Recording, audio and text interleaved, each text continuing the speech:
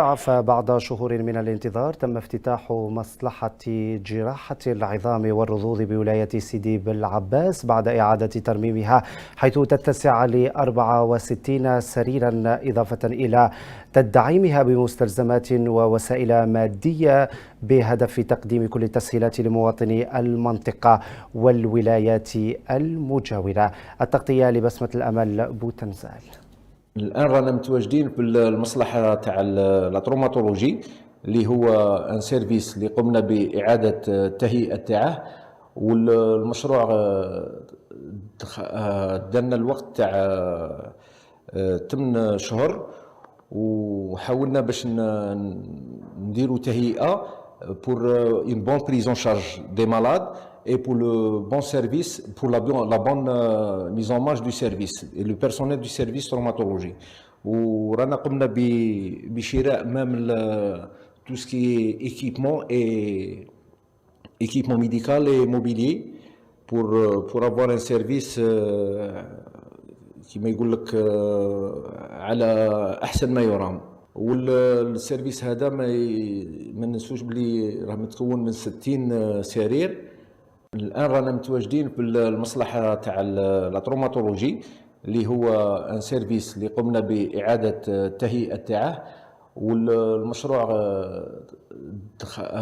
دنا الوقت تاع 8 شهور، وحاولنا باش نديروا تهيئه pour une bonne prise en charge des malades et pour le bon service, pour la bonne mise en marche du service et le personnel du service traumatologie. ورانا قمنا بشراء même tout ce qui est équipement médical et mobilier pour avoir un service كما يقول لك على احسن ما يرام. والسيرفيس هذا ما ننسوش بلي راه متكون من 60 سرير تقريبا، راه مستشفى. وللحديث أكثر حول هذا الموضوع نربط الاتصال بمراسلة القناة إلى ولاية سيدي بالعباس بسمة الأمل بوتنزال. مساء الخير بسمة.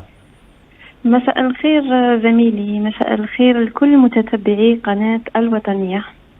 نعم بسمة، هل هذا المشروع فعلا من شأنه أن يفك العزلة عن هذه المنطقة دون تكبد عناء التنقل إلى الولايات المجاورة؟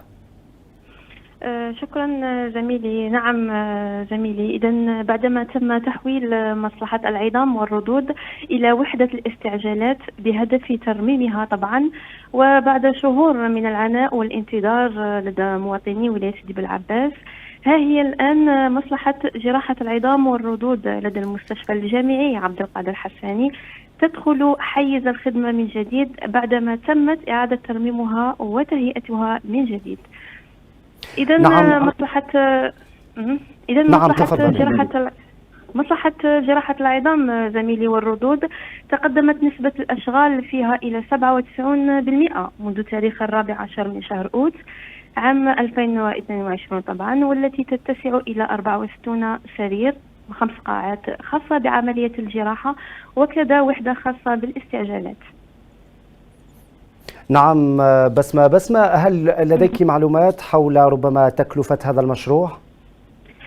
نعم زميلي، فيما يخص القيمة المالية المقدرة لعملية ترميم وتهيئة المصلحة فقد قدرت بغلاف مالي حوالي 11 مليار. تمثلت في تجهيزات، أيضا تدعمت هذه المصلحة من عتاد طبي وكل المستلزمات وكذا الوسائل المادية والطبية. نعم بسمة الأمل بوتنزال مراسل القناة الوطنية إلى ولاية سيدي بالعباس، جزيل الشكر لك على كل هذه المعلومات. شكرا زميلي. نعم، نتمنى أن تكون ربما هذه المصلحة بشرة خير على ولاية سيدي بالعباس وعلى كل الجزائر.